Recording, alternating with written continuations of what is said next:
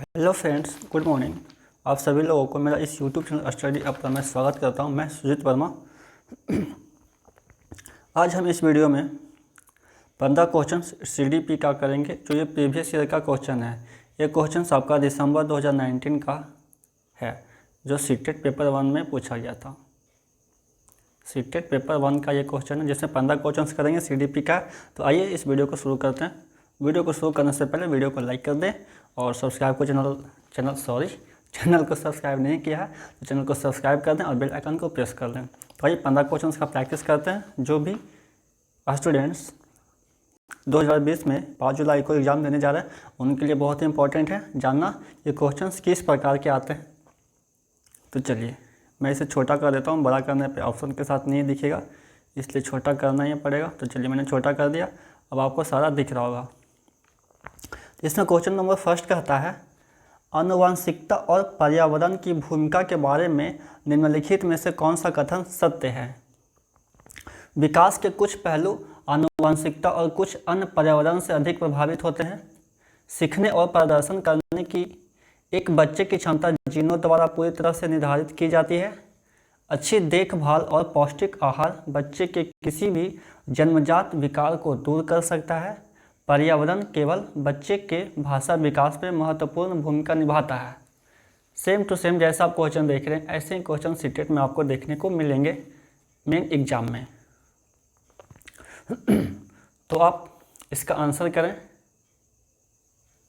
First का। यदि आपको और भी टाइम चाहिए क्वेश्चन और उसका ऑप्शन को पढ़ने के लिए, आप वीडियो को पॉज करके आराम से पढ़ के आंसर दे सकते हैं। बट आपको प्रीवियस क्वेश्चन का प्रैक्टिस करना बहुत ही ज़रूरी है। तो चलिए फर्स्ट का इसका राइट आंसर होगा फर्स्ट क्वेश्चन, इसका आंसर भी फर्स्ट। विकास के कुछ पहलू आनुवंशिकता और कुछ अन्य पर्यावरण से अधिक प्रभावित होते हैं। बाकी के ऑप्शन नहीं होंगे, इसका राइट आंसर है फर्स्ट। नेक्स्ट क्वेश्चन की ओर चलते हैं। सेकेंड नंबर क्वेश्चन कहा था, इसमें बड़ा कर देता हूँ। ये छोटा क्वेश्चन है तो ये पूरे स्क्रीन पे आ जाएगा। तो चलिए यहाँ पे देख लिया आपने। निम्नलिखित में से कौन सा कथन पियाजे के सिद्धांत के अनुसार कहा नहीं जा सकता है। यहाँ पे कहा नहीं जा सकता है, नहीं के बारे में पूछा, इसलिए यहाँ पर ध्यान देंगे। तो फर्स्ट ऑप्शन है, विकास गुणात्मक चरणों में होता है। बच्चे अपने दुनिया के बारे में ज्ञान का निर्माण और उपयोग करते हैं। निरंतर अभ्यास से अधिगम होता है। बच्चे अपने पर्यावरण पर क्रिया करते हैं। आप लोगों ने पियाजे का सिद्धांत के बारे में पढ़ा होगा, बट सीधा सा क्वेश्चन नहीं पूछा है, यहाँ पे नहीं लगा दिया है। तो जिस प्रश्न में नहीं लगा होता है ना, उसको ढूंढने में थोड़ा सा उल्टा पड़ता है। तो आप इसे अच्छे से देखें, क्योंकि आप जानते हुए भी गलत कर देंगे।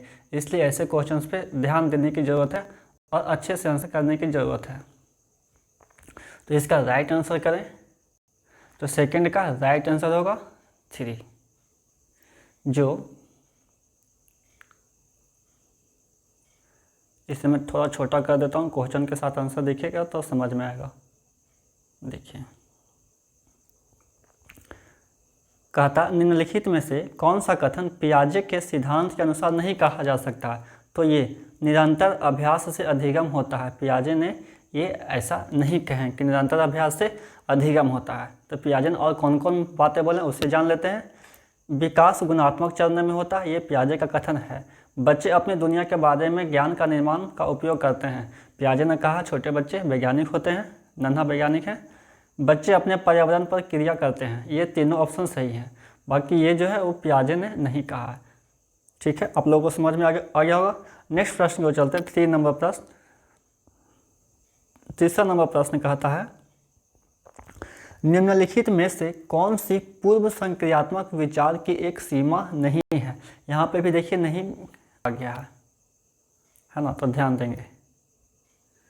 अपने पियाजे का चारों अवस्था के बारे में पढ़ा होगा, तो यहाँ पे पूर्व संक्रियात्मक पर विचार की एक सीमा नहीं है। ध्यान केंद्रित करने की प्रवृत्ति, प्रतीकात्मक विचार करने का विकास, अहमन्यता और अनुत्क्रमणीयता। तो 3 का आप आंसर करें। तो 3 का राइट आंसर है ध्यान केंद्रित करने की प्रवृत्ति। छोटा कर देता हूँ, दिखेगा है ना। तो निम्नलिखित में से कौन सी पूर्व संक्रियात्मक विचार की एक सीमा नहीं है। तो इसका ध्यान केंद्रित करने की प्रवृत्ति जो है वो पूर्व संक्रियात्मक विचार का अवस्था नहीं है। ठीक है, प्रतीकात्मक विचार की विकास है, अहमन्यता भी रहता है और अनुत्कर्मण्यता भी रहता है। नेक्स्ट प्रश्न को चलते हैं 4 नंबर प्रश्न कहता है डैश के अलावा, खाली स्थान पर चारों में से कोई एक ऑप्शन आएगा, तो के अलावा निम्नलिखित कारणों से खेल युवा बच्चों के विकास में एक महत्वपूर्ण भूमिका निभाता है। वे अपने शरीर पर निपुणता प्राप्त करते हैं, यह उनकी इंद्रियों को उत्तेजित करता है, यह समय बिताने का एक सुखद तरीका है, वे नए कौशल हासिल करते हैं और सीखते हैं कि उन्हें कब उपयोग किया जाए। तो 4 का राइट आंसर करें, तो 4 का राइट आंसर आपका होगा 3, है ना। यह समय बिताने के एक दुखद तरीका है के अलावा निम्नलिखित कारणों से खेल युवा बच्चों में विकास में एक महत्वपूर्ण भूमिका निभाती है। यानी ये वाला जो आंसर है इसके अलावा, यानी 3 का नहीं होगा, है ना। यानी इसके अलावा जो बाकी जो 3 हैं, ये तीनों जो आंसर हैं वे सब क्या करते हैं, बच्चों के विकास में एक महत्वपूर्ण भूमिका निभाते हैं। तो कौन कौन से हैं वो जान लेते हैं, आइए। वे अपने शरीर पर निपुणता प्राप्त करते हैं, खेल से बच्चे अपने शरीर पर निपुणता प्राप्त करते हैं, बिल्कुल सही।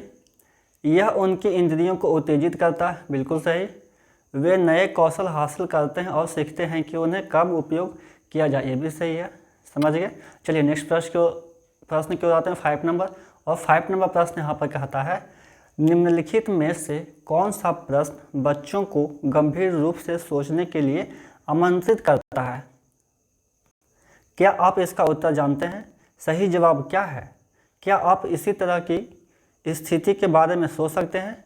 विभिन्न तरीकों से हम इसे कैसे हल कर सकते हैं? तो ये क्वेश्चन है और ये ऑप्शन दिया हुआ है, बस इसी में से करना, बाकी आप क्या जानते हैं नहीं जानते हैं उससे कोई मतलब नहीं है। तो 5 का आंसर करें। आपका क्वेश्चन भी यही है, ऑप्शन में भी आंसर छुपा हुआ है, तो आप इसी के द्वारा आप आंसर को फाइंड आउट करें, निकालें। तो 5 का आंसर करें। आपको और भी टाइम चाहिए, आप टाइम को ले सकते हैं, वीडियो को पॉज करके देखिए। तो जो लोग मेरे चैनल पर नए हैं, चैनल को सब्सक्राइब कर लें और बेल आइकन को प्रेस कर लें, और अभी तक आपने वीडियो को लाइक नहीं किया है तो जल्दी से लाइक कर दें। तो चलिए 5 का राइट आंसर है 4। विभिन्न तरीकों से हम इसे कैसे हल कर सकते हैं। नेक्स्ट प्रश्न को चलते हैं 6 नंबर। 6 नंबर प्रश्न यहाँ पे कहता है निम्नलिखित में से कौन सा विकल्प प्रगतिशील शिक्षा का सबसे अच्छा वर्णन करता है। ये चारों ऑप्शन में से कौन सा ऑप्शन सटीक होगा जो प्रगतिशील शिक्षा का सबसे अच्छा वर्णन करता है। यहाँ पे देखिए सबसे अच्छा वर्णन पूछ रहा, हो सकता है इसका आंसर 1, 2, 3 भी हो सकता है, लेकिन सबसे अच्छा इन चारों में से कौन वर्णन करता है इसको आपको चुनना है, यही तो है पेडागोजी। तो 6 का आंसर करें। करके सीखना, परियोजना विधि, सहयोग से सीखना, मैट्रिक इकाइयाँ, नियमित इकाई परीक्षण, रैंकिंग, व्यक्तिगत अधिगम क्षमता, समूह बनाना, छात्रों की लेबलिंग, परियोजना विधि, क्षमता समूह बनाना, रैंकिंग। तो बताइए प्रगतिशील शिक्षा का सबसे अच्छा उदाहरण कौन सा है। तो 6 का राइट आंसर है फर्स्ट, करके सीखना, परियोजना विधि, सहयोग से सीखना प्रगतिशील शिक्षा का सबसे अच्छा वर्णन करता है। नेक्स्ट प्रश्न की ओर आते हैं। नेक्स्ट प्रश्न हमारा 7 है। 7 नंबर प्रश्न कहता है, इसे मैं थोड़ा छोटा कर देता हूँ जिससे चारों ऑप्शन दिखेंगे। चलिए, प्रगतिशील शिक्षा के बारे में निम्नलिखित में से कौन सा कथन बताता है कि शिक्षा स्वयं ही जीवन है। स्कूल शिक्षा को यथासंभव लंबे समय तक जारी रखना चाहिए। स्कूलों की आवश्यकता नहीं है, बच्चे अपने जीवन के अनुभवों से सीख सकते हैं।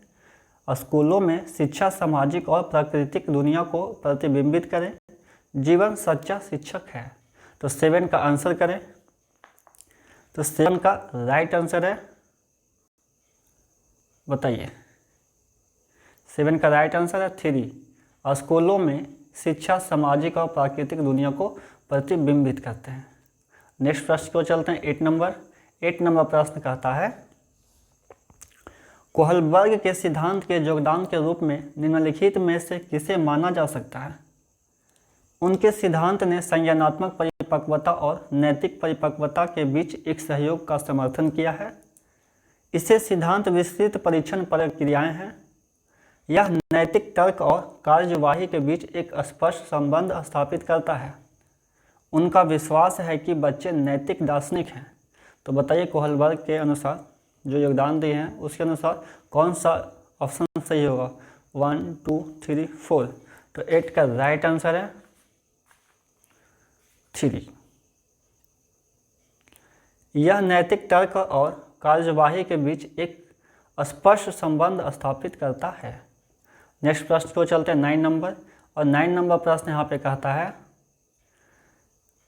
निकटवर्ती विकास का क्षेत्र संदर्भित करता है उस चरण को जब अधिकतम विकास संभव है, उस विकासात्मक चरण को जब बच्चा सीखने की पूरी जिम्मेदारी लेता है, एक संदर्भ को जिसमें बच्चे सहयोग के सही स्तर के साथ कोई कार्य लगभग स्वयं कर सकते हैं, उस सीखने के बिंदु को जब सहयोग वापस लिया जा सकता है। तो अब इसका आंसर करें 9 का। तो 9 का राइट आंसर होगा 3।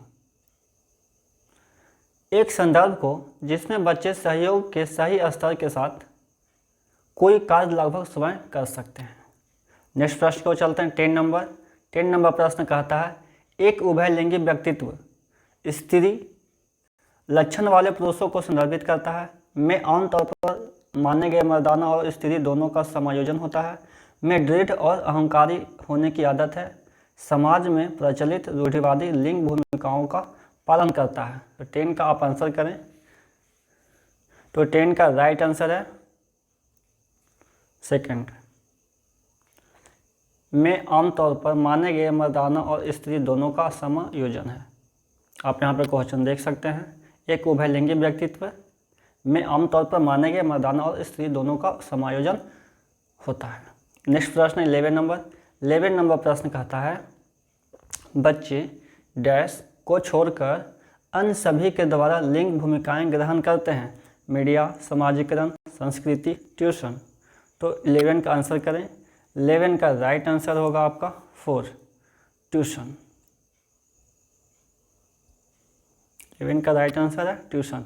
यानी ट्यूशन है ना, बच्चे ट्यूशन को छोड़कर अन्य सभी के द्वारा लिंग भूमिकाएं ग्रहण करते हैं। मीडिया के साथ होता है समाजीकरण और संस्कृति। नेक्स्ट प्रश्न को चलते हैं 12 नंबर। 12 नंबर प्रश्न कहता है मानकीकृत परीक्षणों की आलोचनाओं में से एक यह है कि वे बच्चे मुख्य रूप से मुख्य धारा की संस्कृति का प्रतिनिधित्व करते हैं और इसलिए पक्षपाती हैं। उनकी भाषा को समझना मुश्किल है। परीक्षण बड़ी आबादी पर लागू नहीं किए जा सकते हैं। वह बच्चे की क्षमता की स्पष्ट तस्वीर नहीं देते हैं। तो 12 का आंसर करें। तो 12 का राइट आंसर होगा 3। परीक्षण बड़ी आबादी पर लागू नहीं किए जा सकते हैं। ये सीटेट के द्वारा दिया गया आंसर है, ठीक है, इसलिए यहाँ पे सीटेट लिखा हुआ है। और मेरे समझ से वह बच्चे की क्षमता की स्पष्ट तस्वीर नहीं देते हैं, ये होना चाहिए। पर यदि आपको सीटेट में नंबर उठाना है तो आपको 3 आंसर ही टिक करना होगा। आप मुझे कमेंट करके बताएं इसमें से कौन सा आंसर होना चाहिए, आपको आपकी राय में क्या है। चलिए नेक्स्ट प्रश्न को चलते हैं 30 नंबर। और आप ये भी ज़रूर बताएं कमेंट करके आपको ये वीडियो कैसा लगा। एकाधिक बुद्धिमानी का सिद्धांत कहता है कि बुद्धि तेजी से बढ़ाई जा सकती है। बुद्धि कई प्रकार की हो सकती है। पेपर पेंसिल परीक्षण सहायक नहीं है। प्रभावी अध्यापन के द्वारा बुद्धि बढ़ाई जा सकती है। तो 13 का आंसर करें। 13 का राइट आंसर होगा 2। बुद्धि कई प्रकार की हो सकती है। जिनके पास प्रीवियस ईयर का क्वेश्चन है वो सही है, जिनके पास नहीं है आप यहाँ से कलेक्ट कर सकते हैं। चलिए नेक्स्ट प्रश्न को चलते हैं 14 नंबर। और 14 नंबर प्रश्न कहता है शिक्षक सीखने के लिए, काफ़ी बड़ा क्वेश्चन है, इसे छोटा कर देता हूँ जिससे सारे ऑप्शन दिखेंगे। शिक्षक सीखने के लिए मूल्यांकन और सीखने के मूल्यांकन दोनों का उपयोग कर सकते हैं। बच्चों की प्रगति और उपलब्धि स्तर को जानने में, बच्चे की सीखने की ज़रूरतों को जानने में और तदनुसार शिक्षण रणनीति का चयन करने में, आवश्यक अंतरालों पर बच्चे के प्रदर्शन का आकलन करने और उसके प्रदर्शन को प्रमाणित करने में, बच्चों की प्रगति की निगरानी करने और उनके सीखने के अंतराल को भरने के लिए उचित लक्ष्य निर्धारित करने में। तो 14 का आप आंसर करें। 14 का राइट आंसर है 1। बच्चों की प्रगति और उपलब्धि स्तर को जानने में। नेक्स्ट प्रश्न को चलते हैं 50 नंबर, जो आज का लास्ट प्रश्न है। निम्नलिखित में से कौन सा सतत और व्यापक मूल्यांकन से संबंधित नहीं है। यहाँ पे नहीं के बारे में पूछ रहा है, आप देख रहे हैं सतत और व्यापक मूल्यांकन से ये दूसरा प्रश्न है। यानी अभी 15 क्वेश्चन ही हुए हैं जिसमें सतत और व्यापक मूल्यांकन से 2 प्रश्न आ चुके हैं, जिसमें पहला ऑप्शन में पढ़ रहा हूँ, इसे थोड़ा छोटा कर दूँ, अब दिख रहे हैं। तो निम्नलिखित में से कौन सा सतत और व्यापक मूल्यांकन से संबंधित नहीं है। इसे भारत के शिक्षा के अधिकार अधिनियम द्वारा अनिवार्य किया गया है। यह शिक्षण अधिगम प्रक्रिया का एक अभिन्न अंग है। यह विभिन्न शिक्षा क्षेत्रों में बच्चे की उपलब्धि पर केंद्रित है। यह बच्चों को धीमे, खराब या बुद्धिमान के रूप में चिन्हित करने में उपयोगी होता है। तो 15 का आप आंसर करें। 15 का राइट आंसर होगा 4। यह बच्चों को धीमे, खराब या बुद्धिमान के रूप में चिन्हित करने में उपयोगी होता है। तो आज आप लोगों ने मेरे साथ 15 क्वेश्चंस का प्रैक्टिस किया। आप मुझे कमेंट करके ज़रूर बताएं कि आपको ये 15 प्रश्न कैसे लगे, सॉल्यूशन इसका कैसा था। और जो लोग मेरे चैनल पे नए हैं, चैनल को सब्सक्राइब कर दें और बेल आइकन को प्रेस कर लें। और वीडियो को लाइक नहीं किया अभी तक तो वीडियो को कृपया लाइक कर दें और अपने दोस्तों के साथ शेयर करें। तो चलिए नेक्स्ट वीडियो में फिर हम मिलते हैं 15 क्वेश्चंस के साथ में। इस सीरीज़ को पूरा करेंगे क्योंकि CDP में पूरा 30 क्वेश्चंस आते हैं, ठीक है, जिसमें से हम लोगों ने 15 क्वेश्चंस कर लिया, 15 बाकी हैं। तो हम लोग 15 क्वेश्चंस करेंगे। इसके बाद और फिर हम लोग मैथ का क्वेश्चन करेंगे, हिंदी का करेंगे और इंग्लिश का करेंगे। तो चलिए सीटेट का तैयारी आप यहाँ से एकदम फ्री कर सकते हैं, कोई दिक्कत नहीं। यहाँ पे आप आराम से मेरे चैनल के साथ जुड़े रहें और तैयारी करें। आप सीटेट में ज़रूर पास होंगे।